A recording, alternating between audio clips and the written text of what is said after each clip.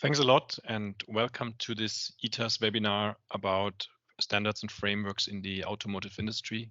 Today we want to have a look at two of the most prominent ones, which is the ISO 2144 and ASPICE for cybersecurity. Let's have a look at our agenda today. After a welcome and introduction, we will have an overview of the general regulatory landscape, and then as described in this webinar, we will focus on the ISO 2144 and ASPICE, and we will compare them a little bit. We will follow with an outlook of the ISO 2144 second edition. And in the second part of the webinar, we will have a look at the proof maturity model, which covers several frameworks. And we will also look at the ETAS Cyber Maturity Survey that we perform every year. We will finish this webinar with an overview of the ETAS cybersecurity portfolio and also share some news about upcoming events. Before we start, let us introduce ourselves. My name is Mark Schandera. I am the product manager for security consulting at ETAS in Munich. With the security consulting service, we enable our customers to develop and maintain secure products. That means we help them to increase their competence regarding cybersecurity in the automotive industry. We offer trainings, we offer competence management, we offer audits and assessments to analyze processes and products regarding cyber maturity. And we help customers to establish processes and tools and methods to develop and maintain those products. I'm very happy that today Joseph is joining me on this webinar. Welcome, Joseph. Thanks, Mark. Hi, everyone. So I'm a cybersecurity consultant in the automotive domain here with the ETAS France team.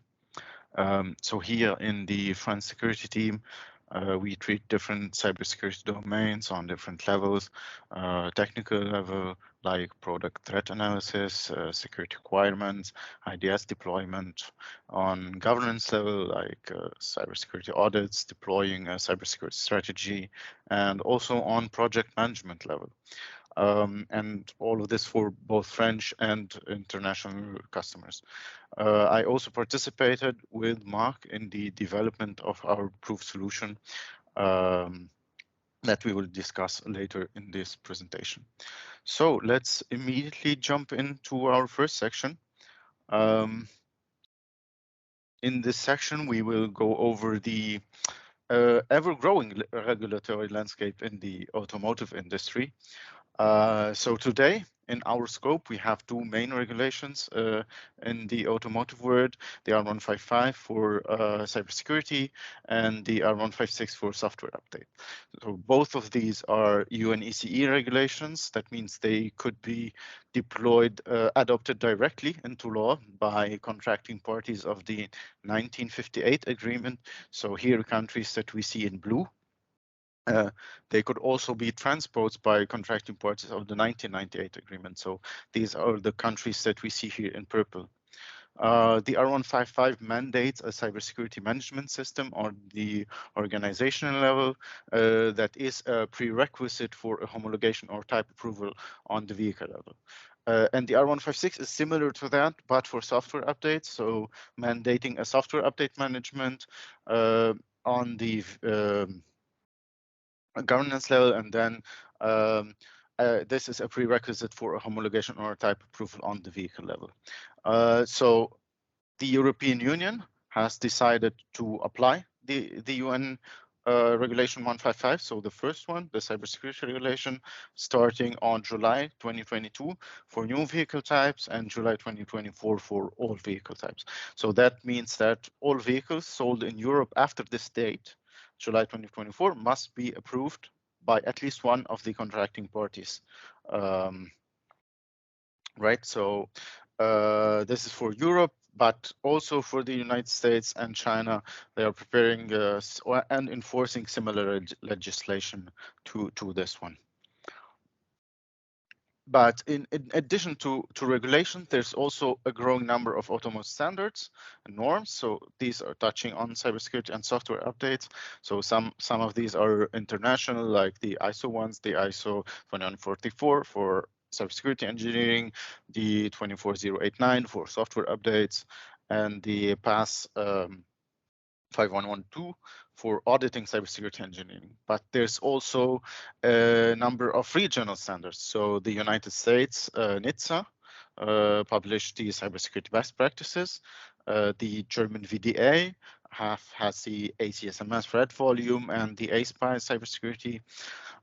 China has a number of GBs and GBDs, and Japan with the JASPARS. So we see here that there's a large and diverse landscape for international and regional regulations and standards in our scope.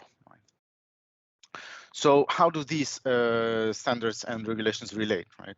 So first, let's state the R155. So the R155 mandated, as we said, a cybersecurity management system, and this is on the organizational level, or this is called CSMS, and the vehicle type approval on the product level. So this R155, the regulation, references the 2144, which is a standard, which can be used as a baseline to be compliant with the provisions of the R155. So for the CSMS, on the organization level, we find requirements for defining policies, responsibilities, and the governance structure, and for the type approval on the project level, for defining cybersecurity plans, the goals, the risk analysis. So these are found in the 2144. But there's also other parallel standards with varying degrees of overlap that are also defined on the organizational level, like the ISO PAS audit, the JASPAR QA guide, the VDA QMC, ACSMS. But now we have a new popular standard by the VDA, the Automotive SPICE Cybersecurity, which also defines requirements on the product level. That we will talk about the relation and the overlap with the 2144 later in the presentation. But first, we will start by presenting a quick and short overview of the 2144. I'm sure a lot of you are already familiar with this standard. So first, let's jump in. So you might ask, why do we need a 2144? What was the original need for a management system for cybersecurity? Why? Because it's not enough to implement some security features on some ECU separately. It's not enough to treat cybersecurity in a like ad hoc approach. If we don't consider the system as a whole, we cannot be sure that unacceptable risks don't fall through the cracks, right? So for this, we consider that cybersecurity is not a product, but a process to secure the product. So for this, we need a structured approach. We need awareness on different levels. We need a company culture to support this progress. We need to consider the whole life cycle of the product and the ecosystem, the supply chains, suppliers, what's embedded into the ecosystem, the maintenance shops, the OEMs. We need to cover the whole ecosystem. And to answer this, the ISO 2144 was born. So what's the purpose? First, so this is on the left, this is taken directly from the 2144, is first to address cybersecurity for EE engineering for the automotive domain. It is to provide the ability to have a secure ecosystem. How? By creating a common language that everyone could speak and interact. And it has mostly a focus on cybersecurity management and less on a technical side. We will see this in the next sessions. So on the right, we see the organization. It is divided into 11 sections, each with its own requirements, recommendations, and work products. We will go over these sections in these presentations. So how are all the requirements structured?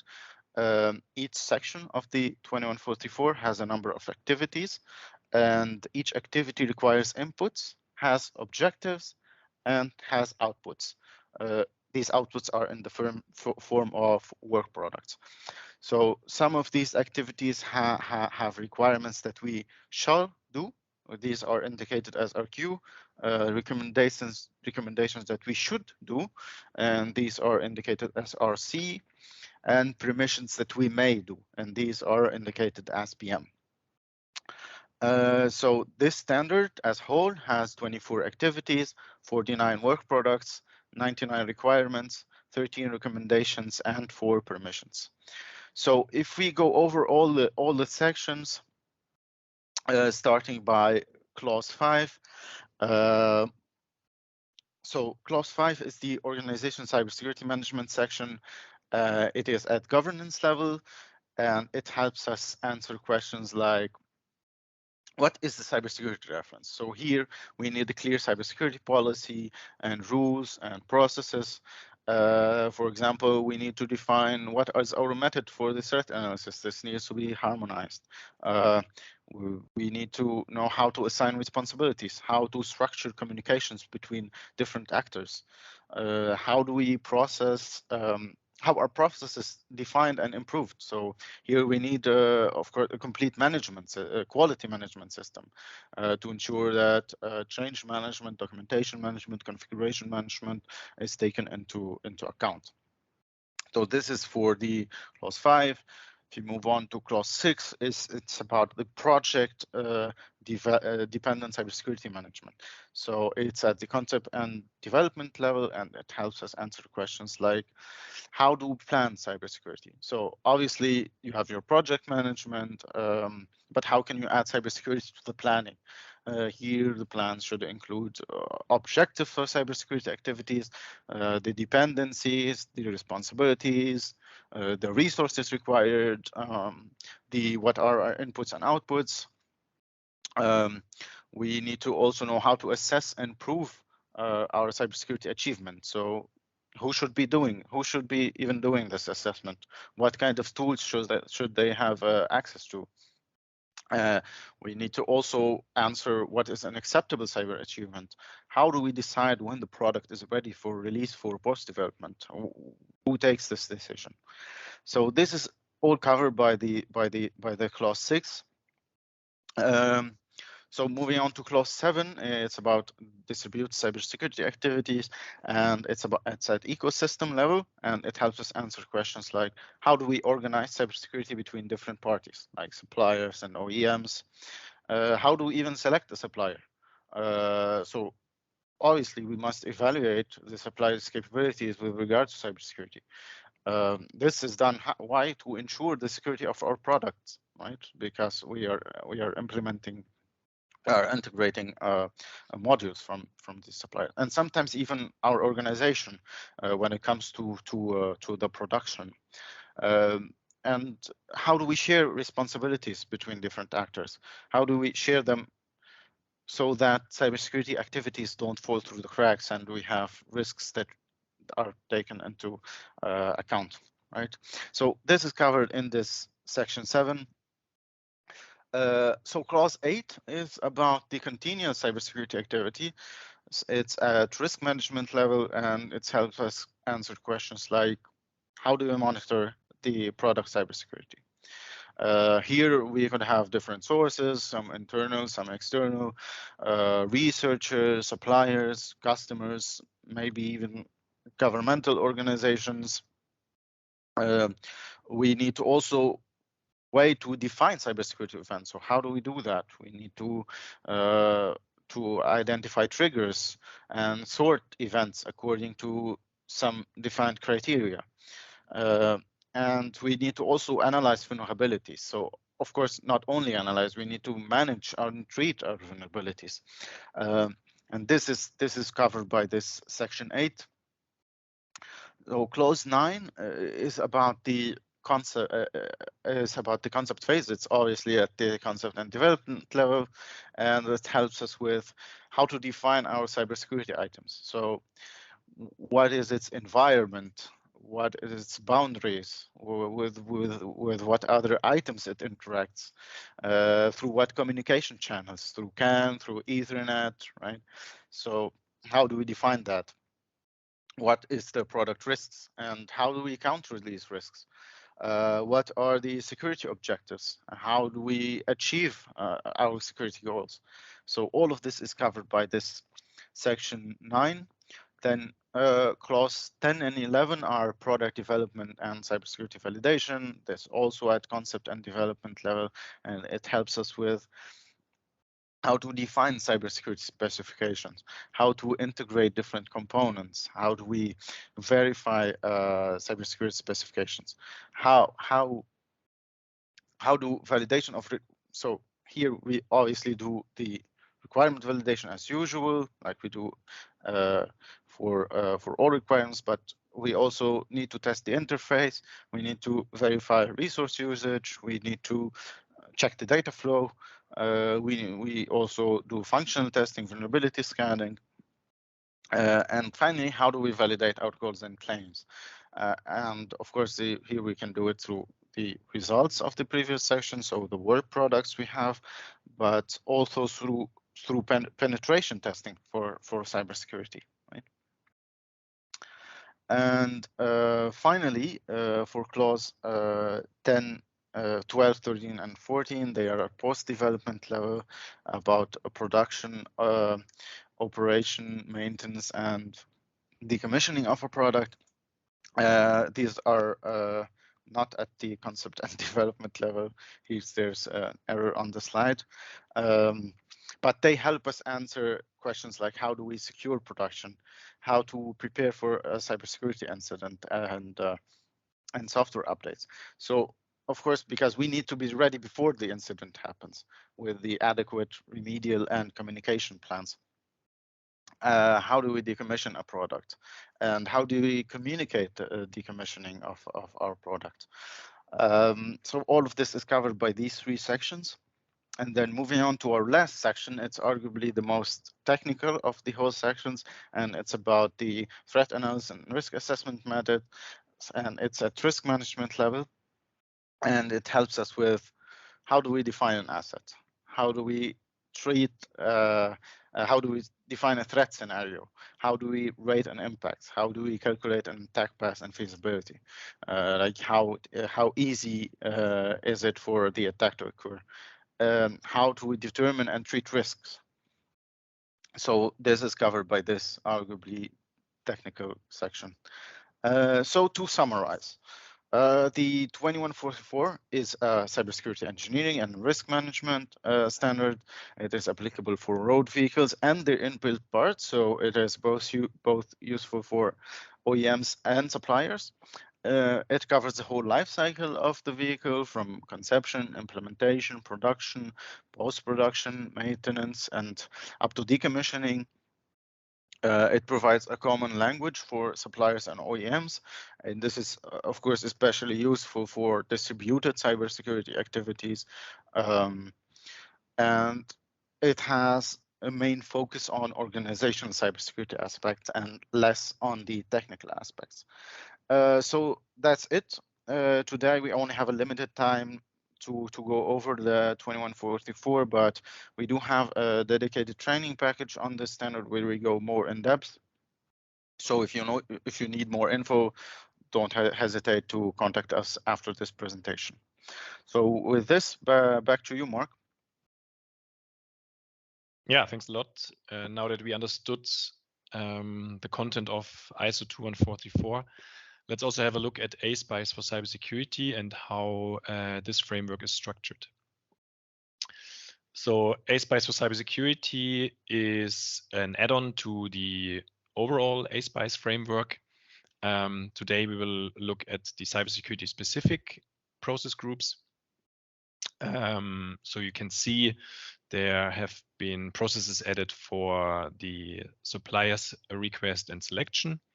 There have been processes added for the cybersecurity risk management. This includes mainly the threat and risk analysis, the monitoring, and the incident response process. And we have processes added to the overall engineering part, where you have the cybersecurity requirements, including cybersecurity goals. You have requirements on how to implement those requirements. You have the verification part, that means the testing part. And you also have the validation part, That means the confirmation that your cybersecurity goals have been achieved, either by document review or by penetration testing. So let's also have a look at how ASPICE is structured. We always have a process ID and a process name, followed by the purpose of each process. And then there's also process outcomes described. That means what shall be achieved by performing this process. And then the main part are the so-called base practices. These are basically the requirements that you need to fulfill within each process. And then also work products are defined that list down what you shall achieve as an output. So if you compare ASPICE and ISO, you find quite a similar structure. The wording might be different, but in general, the structure is quite similar. But you can also see ISO, for example, considers always an input and an output, and then the output is the input for the next phase or the next work product. So this is not clearly allocated in ASPICE, for example. What's also interesting is that the ASPICE framework directly mentions its relationship to ISO 21434. So it says it's focusing on system and software engineering, and it clearly mentioned that it doesn't cover the whole scope of ISO 21434. So today we want to compare a little bit those two frameworks and have a detailed look on how they are actually comparable. So if we compare both overviews, so we have seen in the previous chapter the overview of ISO 21434, and we have now seen the overview of the cybersecurity processes within ASPICE. We can see that the management and the governance level, this is not covered by ASPICE. Within the project-dependent cybersecurity management, there's only very limited aspects covered. Within the incident response, ASPICE speaks a little bit about how to plan those activities, but it doesn't really cover project management as a discipline. The supplier's request and selection is clearly covered. We have discussed it before. So these two sections are really comparable. Then also the risk management, including monitoring, how to handle vulnerabilities. This is also covered and comparable. Definitely the focus of ASPICE is the engineering part. So here, this is clearly covered. And even ASPICE is a little bit more detailed because it speaks a little bit in more detail about secure design, coming from a high-level system design down to a more detailed, for example, software design, and speaks about iterations. So here the requirements are even a little bit more detailed and precise. Then the production part is not mentioned in ASPICE. There is a part about the incident response, obviously. Software updates are not covered, and also the whole life cycle of a product until the end of life, until decommissioning, and how to communicate end of life. This is also not covered in ASPICE. Of course, the risk analysis part as part of the risk management, this is again covered as it is the central element in the development phase. And in that risk analysis, we even have one more requirement in the ASPICE, which talks about risk prioritization. Here, after defining the impact of your threats, of your damage scenarios, ASPICE asks you to create a list of priorities and then start with the most or the highest priority of impacts. So you can see ISO 21434 is much more detailed, and ASPICE is really focusing on more the engineering part with a little governance aspect on the relationship to suppliers. But then ASPICE also mentions that though not everything is in scope, the remaining part, as it sounds here, are in scope of the ACSMS. So the VDA ACSMS is a framework on how to audit cybersecurity management systems. And here it's mentioned that, or it sounds like the remaining parts are covered by this framework. So let's challenge this statement a little bit. You can see here in blue all the covered parts that we have already seen, which are covered by ASPICE. And so let's see how the remaining parts are covered by the VDA ACSMS. On the right side, you see the structure of the VDA ACSMS. And we see there are a little bit more parts covered, but not fully. So we have a little bit more about project planning, but not as detailed as ISO speaks about it. Release activities are covered. Also now we speak about the production phase. Again, we don't speak about software updates and also not the whole life cycle of the product. On the other side, the VDA ACSMS speaks about how to communicate to authorities.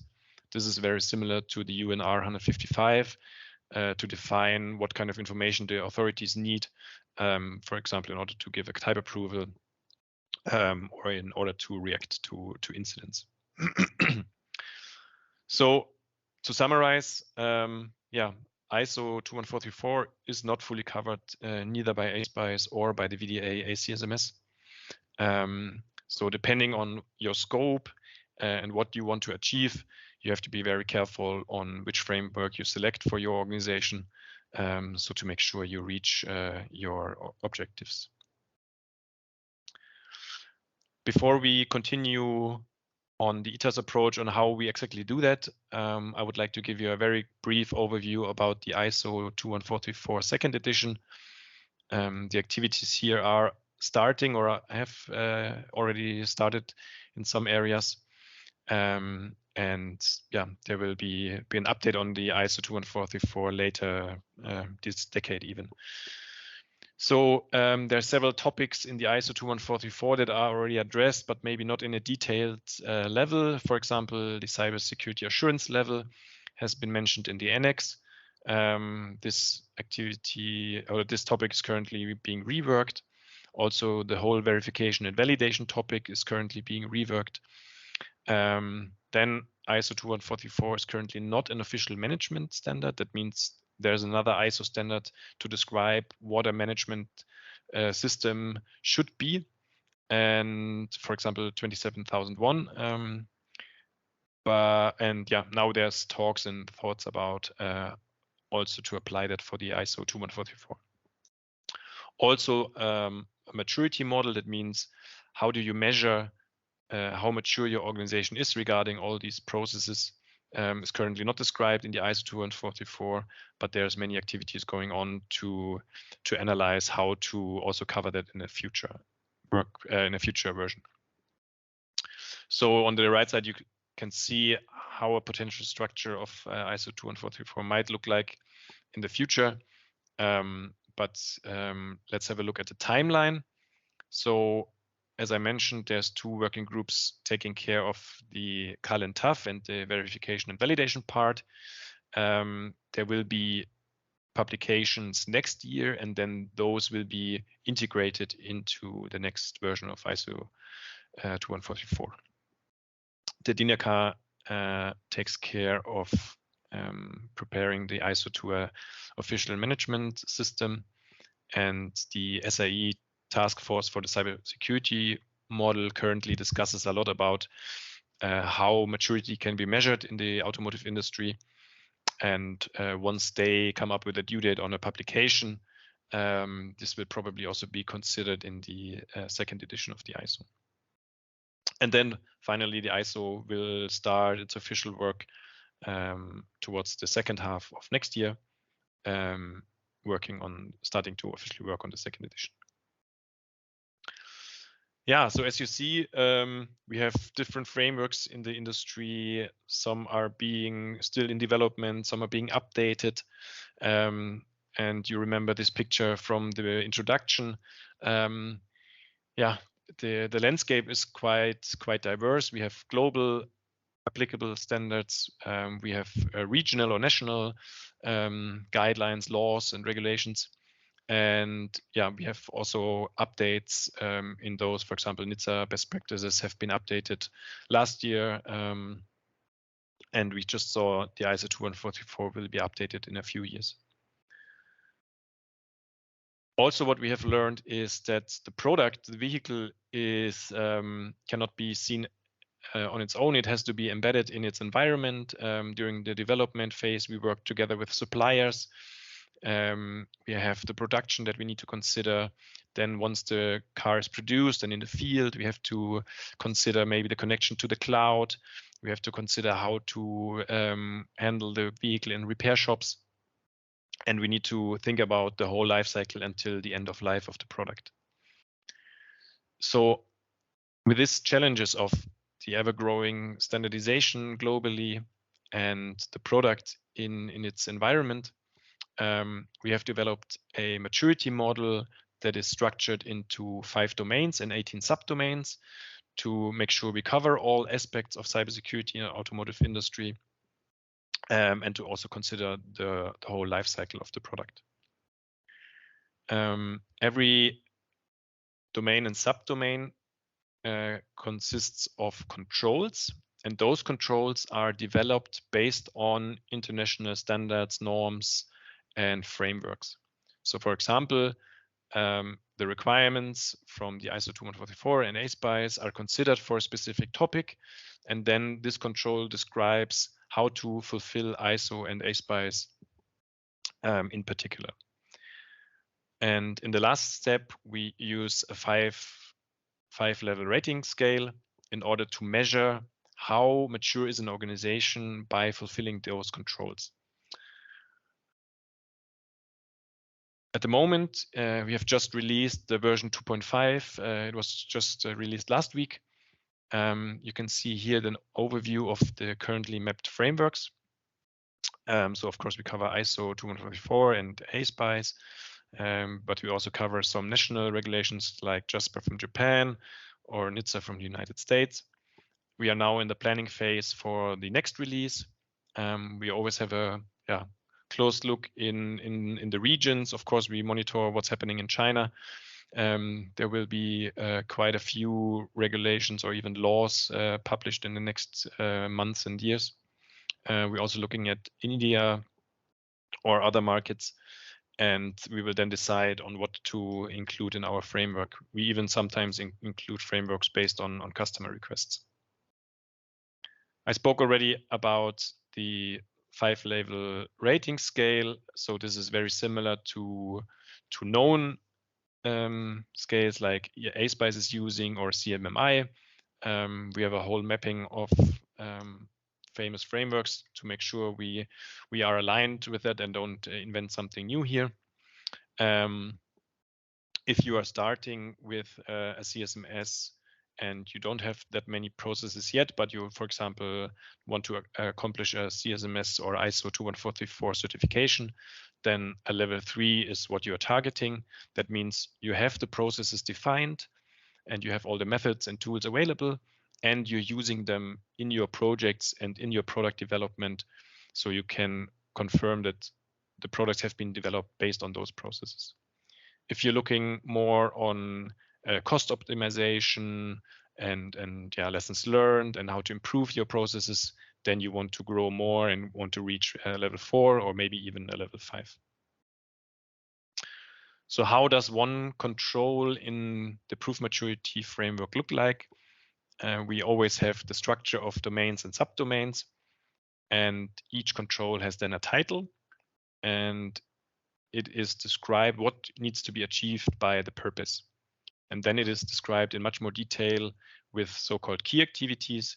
That means in order to describe policies, rules, and processes, this is what you have to do. And then you can always see the linking to the very detailed requirements out of those frameworks and standards.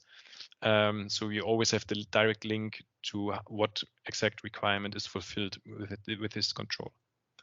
So sometimes if you, for example, are a supplier and you have different customers, some customers might come to you and say, hey, I want you to fulfill ISO 2144. And then another customer comes to you and says, hey, I want you to fulfill ASPICE for cybersecurity. with our framework, you get a really good understanding of how do you fulfill both of them at the same time.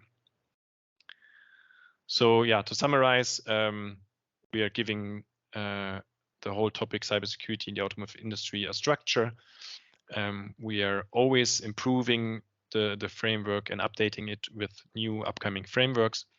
And we use a 5-level rating scale to have a really good understanding of how mature an organization is. In addition to this framework, we also perform the cyber maturity survey every year. And Joseph will tell you a little bit more about that. Yeah, thanks, Mark.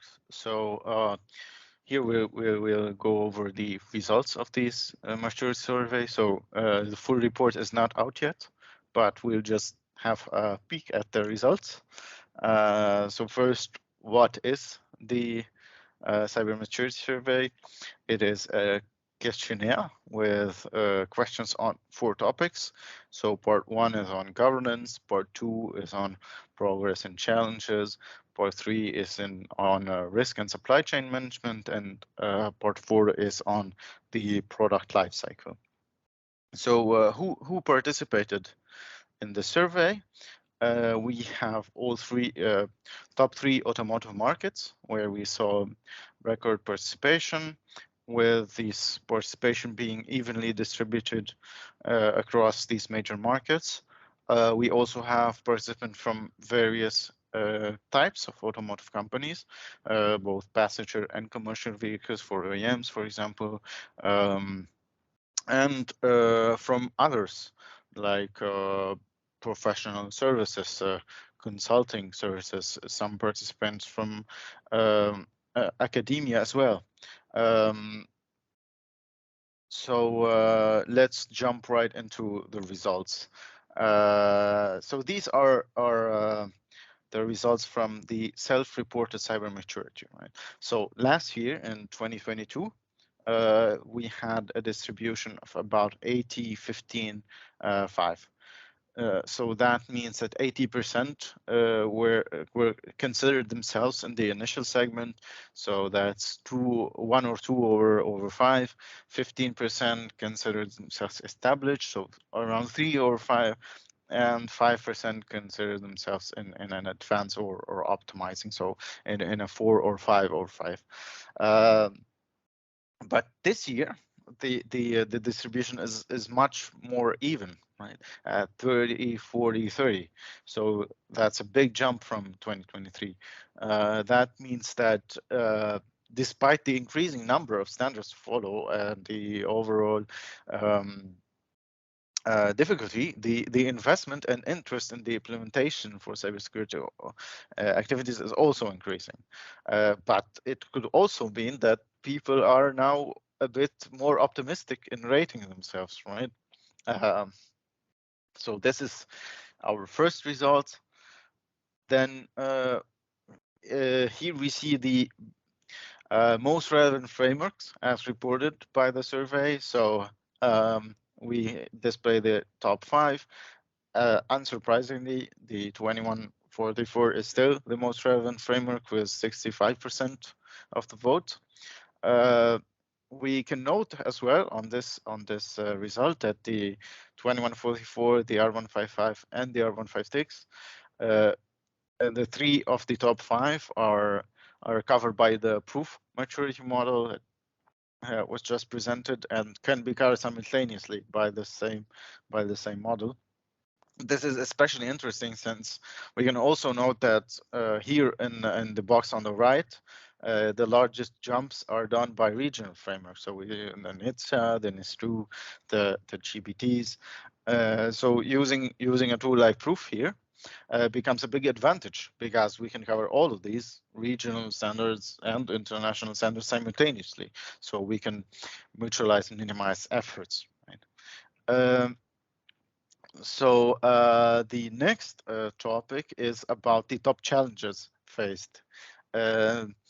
And here we found that the capacity and the competence are consistently the first and second challenge facing the participants, independently of the job level, the company type, the company size, what maturity.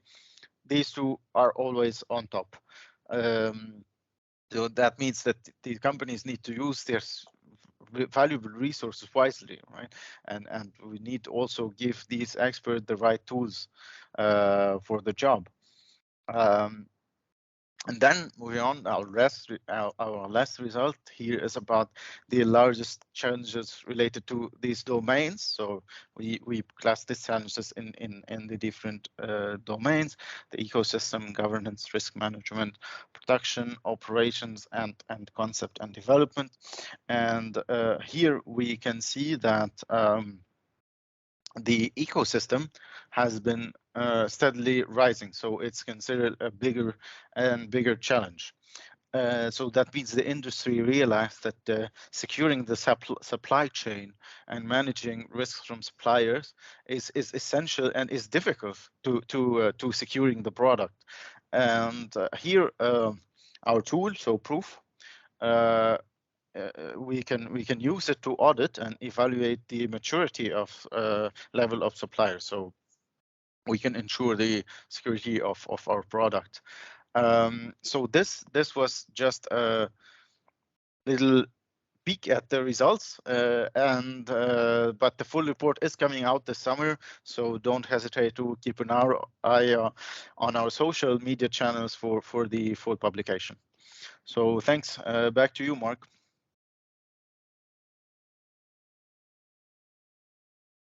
Thanks a lot for that introduction. Now we're coming towards the end of this webinar. Let's also have a look at the ITAS-SEC portfolio. So today we spoke a lot about consulting, about governance, how to be compliant to standards. This is all covered within our product security organization framework, the Proof maturity model. But in addition, ITAS offers so many more services and products. So let's have a quick look on that. We offer, for example, several tools that you can use during your development. We offer with SecuRisk a TARA tool, and we offer with SecuFuzz a fuzz testing tool. Also, we have several software products that we offer. If you have an HSM, we offer the software for the HSM with SecuHSM. And we, as part of our IDPS solutions, we have several in-vehicle or off-board sensors, the IDS and SecuGate family. And we offer several managed services, for example, our key management solution or our VSOC solution. So to help you establish those cybersecurity management system, we don't only offer the consulting part, but we actually offer the technical solutions as well. All those services are always accompanied by our experts. That means we have consultants, we have engineers helping you during the development to perform security testing, penetration testing, and for example, also incident response. If you have a look, for example, at a DevOps cycle, we really cover all of the important phases of that cycle with our products. As I said, coming from the engineering, from the consulting part, to the testing, to the products in the field, including services how to monitor either within the vehicle or publicly available information. So yeah, depending on your challenge and your needs, feel free to reach out to us, and we are always happy to support you. Now I would like to do 2 more announcements. We have the ITAS Connections 2023 coming up on September 27th in the Wagenhallen location in Stuttgart. The participation is free of charge. There will be different topics that we will discuss within the DevOps cycle, hands-on activities. So yeah, everyone is very welcome to participate either on site or online. And the following day, we will have the ITAS Developer Summit in the same location in Stuttgart. Again, you can also join online and We will have different experts from the industry talking about the development phase of automotive security. So with that, I would like to close today's webinar. Thank you very much for dialing in, and I'm really happy to take your questions now.